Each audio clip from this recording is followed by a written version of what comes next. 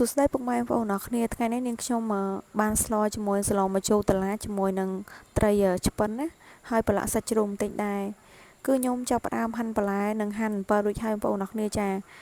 ហាន់បន្លែមានអំបោះអំពិលមានជាមួយនឹងតឡាចមានជាមួយប្រហុកមានជាមួយនឹងសាច់ជ្រូកមានជាមួយនឹងត្រីឆ្ពិនដែលខ្ញុំទិញពីផ្សារមកអញ្ចឹងបងប្អូនអរគ្នាចាគឺខ្ញុំចាប់ផ្ដើមដាក់ដាំទឹកដើម្បីមកជ្រុំចំហុកយើងអញ្ចឹងណាតែទឹកយើងអត់ទាន់ពុះទេឥឡូវទឹកយើងចាប់ផ្ដើមពុះហើយនាងខ្ញុំចាប់ផ្ដើមមកជ្រុំជាមួយប្រហុកពេលដែលទឹកចាប់ផ្ដើមពុះហើយខ្ញុំចាប់ផ្ដើមដាក់ចំហុកចូលដើម្បីជ្រុំបងប្អូនអរគ្នាចាឥឡូវនាងខ្ញុំចាប់ផ្ដើមជ្រុំប្រហុករួចហើយនាងខ្ញុំចាប់ផ្ដើមមកបង់ជាមួយនឹងត្រីគឺត្រីឆ្ពិនរបស់យើងគឺមាន4កង់ចាគឺត្រី2ខ្ញុំកាត់វាជា2ជា2អញ្ចឹងបងប្អូនអរគ្នាចា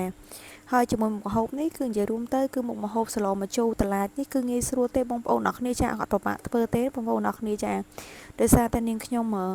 ចង់មកបង្ហាញពីមុខម្ហូបដែលនាងខ្ញុំធ្វើប្រចាំថ្ងៃដើម្បីបរិភោគអញ្ចឹងបងប្អូនអរគ្នាចាឥឡូវស្លរបស់យើងចាប់ផ្ដើមពុះហើយជាមួយនឹងត្រីរបស់យើងក៏រៀងឆ្អិនដែរបងប្អូនណាចាពេលដែលស្លពុះហើយនាងខ្ញុំចាប់ផ្ដើមមកបង់ជាមួយនឹងបន្លែគឺបន្លែយើងគឺតឡាចបងប្អូនអរគ្នាចាយំស្លនឹងគឺឆ្ងាញ់បងប្អូនប្រភេទត្រីស្រែត្រីចលេដែលគេរកបាន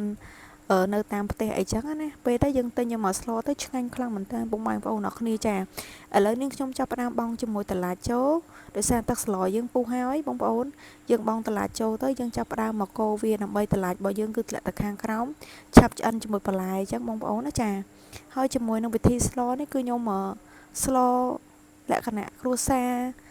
ខ្ញុំស្លថ្ងៃអញ្ចឹងបងប្អូនអរគ្នាចាបើសិនជាខ្ញុំស្លទៅមានចំណុចខ្វះខាតស្លខុសបងប្អូនអរគ្នាបងប្អូនកុំប្រកែប្រកាន់អីដោយសារតានាងខ្ញុំក៏មិនសូវប៉ិនធ្វើម្ហូបហ្មងទេប៉ុន្តែដោយសារតែយើងជាមនុស្សស្រីបើយើងអត់ចេះស្លទេ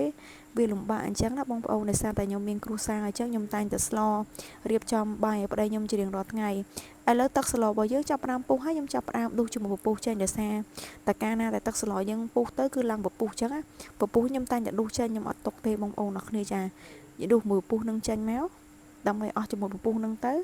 ស្លយើងចាប់ផ្ដើមពុះហើយគឺស្លយើងតាមពុះខ្ញុំចាប់ផ្ដើមកូរតែកុំកូរខ្លាំងពេកប្រយ័ត្នបែកត្រីបងប្អូនណាចាយើងកូរវាថ្នមបងប្អូនណាចាឥ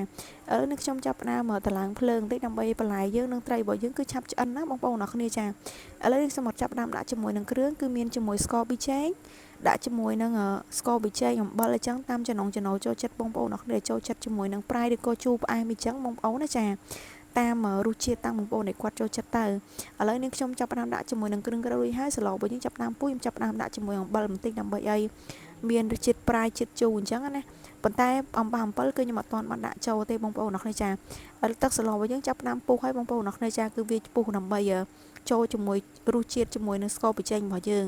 ពេលដែលទឹកស្លយើងចាប់ផ្ដើមពុះហើយនាងខ្ញុំមកចាប់ផ្ដើមដាក់ជាមួយនឹងអំបិលបងប្អូនណាចាអំបិលគឺខ្ញុំបេះអំបិលហ្នឹងគឺនៅ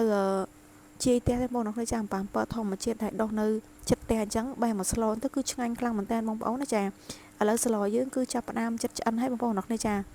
ខ្ញុំចង់ទុកឲ្យបន្លែវារៀងឆ្អិនកុំឲ្យឃើញតឡាចខៀវអញ្ចឹងបងប្អូនណាចាដាក់ឲ្យវារៀងឆ្អិនទៅវាពុះរៀងយូរទៅបងប្អូនចាំយើងដាក់ចុះហើយជាមួយនឹងម្ហូបខ្ញុំឥឡូវបន្លែយើងគឺចាប់ផ្ដើមរៀងឆ្អិនហើយទឹកស្លរបស់យើងក៏រៀងមើលទៅបើសិនជាក្រាន់ហើយយើងមិនបាច់ចាំថែមគ្រឿងទៅទេតែបើសិនជាមានការខ្វះខាតគឺយើងថែមគ្រឿងតទៀតទៅបងប្អូនអរគ្នាចាដោយសារនេះខ្ញុំចាប់ផ្ដើមភ្លួងចង់ដឹងថាទឹកស្លរបស់យើងគឺអាចទទួលយកបានអត់តែបើសិនជាទទួលយកអត់ទាន់បានទេនាងខ្ញុំនឹងថែមគ្រឿងបន្តទៀតចឹងបងប្អូនអរគ្នាចាតែខ្ញុំភ្លក់មើលទៅរៀងសាបចឹងណាពេលដែលខ្ញុំភ្លក់ទៅរៀងសាបចាប់ផ្ដើមដាក់ជាមួយអំបិលបន្តិចបងប្អូនអរគ្នាចាដាក់ជាមួយនឹងអំបិលដាក់ជាមួយនឹងស្ករបន្តិចដើម្បីឲ្យវាមានរសជាតិជាមួយនឹងប្រៃបងប្អូនបើសិនស្លម្ជូរបើសិនរៀងប្រៃគឺវារៀងឆ្ងាញ់ចឹងបងប្អូនអរគ្នាចាប្រៃឡមចឹងបងប្អូនអរគ្នាចាតែកុំឲ្យប្រៃពេកបើសិនជាព្រៀងប្រៃពេកវាដាក់ទឹកត្រីខាងក្រៅអត់សមអត់ឆ្ងាញ់ចូលជាតិគ្នាទេឥឡូវស្លយើងចាប់ផ្ដើមឆ្អិនហើយចុងក្រោយគឺខ្ញុំដាក់ជាមួយម្អមបងប្អូនណាចាម្អមស្រាដែរបងប្អូនគឺឈ្ងុយខ្លាំងមែនតើបងប្អូន